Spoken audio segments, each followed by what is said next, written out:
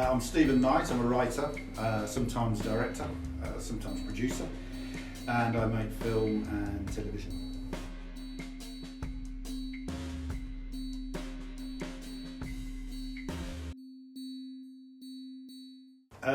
First bit of advice, if you have an idea, is turn it into a thing. In other words, write the idea down, beginning, middle and end, so that the whole thing is in, so somebody can pick it up and hold it, or open up the file on the screen and read it.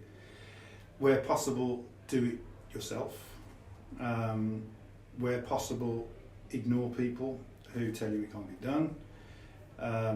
And try, if you can, to gather people around you with like minds who also believe, because if you can form a sort of a scene, a fashion, an area where everybody's doing the same thing, get that going. You've got so much more strength and power if there's 20 of you all doing the same thing rather than just one.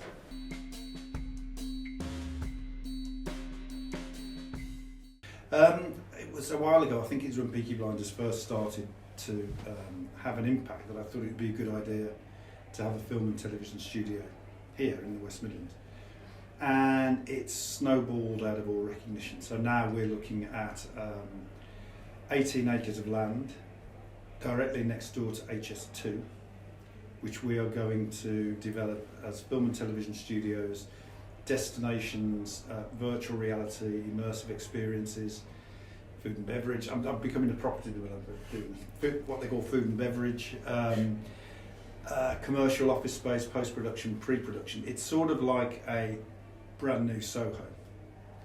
And what we need to do, it's not just trying to be nice, what we need to do is train local people in the skills that are needed for making content, for making film and television.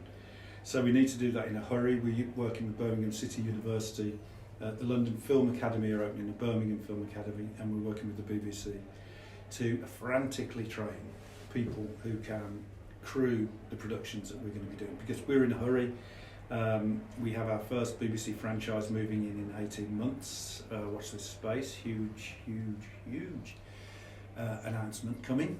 And then I want to start shooting my stuff there in 2 years' time, so we need to get cracking.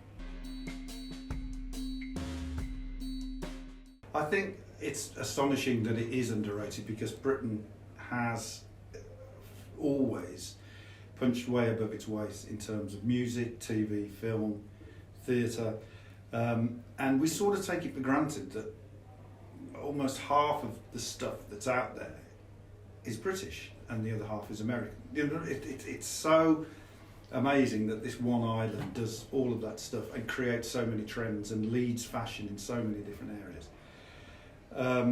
But I think it's because it's sort of not considered, you're not selling cars and you're not selling bits of metal, you're selling ideas and images, that it's not considered to be an export business, but it really is. And I think it's our fastest growing export business, and it's worth a lot of money. So I think, as a nation, we should understand what we're good at, and we're good at this. And we should get, it's almost like the way that we become really successful at the Olympics, by investing in people who are going to succeed. I think we should do that with the industries, and this is one industry where we should try where we can to make life as easy as possible for people in the creative industries who do want to sell their products abroad. And there's lots of ways that we can do it.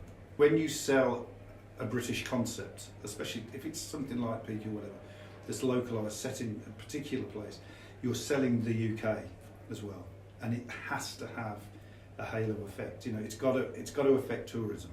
It's going to affect the sort of things that people buy. Like with Peaky, we're selling Peaky clothes, and people in Rio are buying Peaky hats and having Peaky weddings and stuff.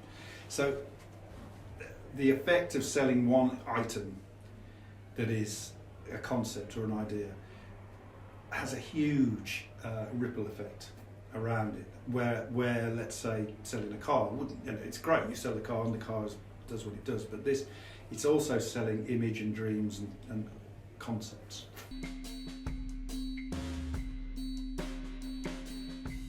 Yeah, Peaky Blinders was a passion project for me, because it's originally based on some stories that my parents told me about living in Small Heath in the 20s and 30s.